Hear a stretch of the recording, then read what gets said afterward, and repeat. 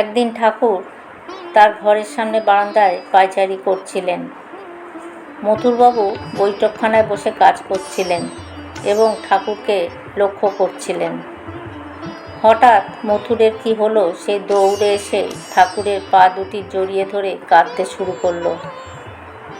ঠাকুর বলে, তুমি এ কী করছো?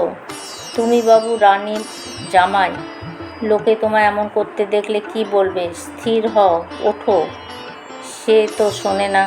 তারপর ঠান্ডা হয়ে তারপরে বলতে লাগলো, বাবা তুমি বেড়াচ্ছ, আর আমি স্পষ্ট দেখলাম যখন এদিকে যাচ্ছ, দেখছি তুমি নয়, আমার ওই মন্দিরের মা। আর যেই পেছন ফিরে ওদিকে যাচ্ছ, দেখি কি সাক্ষাৎ মহাদেব। প্রথমে ভাবলাম চোখের ভুল, হয়তো চোখ ভালো করে পুছে ফের দেখলাম, তাই এরূপ যতবার দেখলাম তাই দেখছি, এই বলে আর কাঁদে। আমি বললাম, আমি তো কই কিছু জানি না বাবু। কিন্তু সে কি শোনে? ভয় হলো। ঠাকুর বলছেন, ভয় হলো? পাছে এ কথা কেউ জেনে গিন্নিকে বলে, রানীমা রাসমণিকে বলে দেয়, সেই বা কী ভাববে?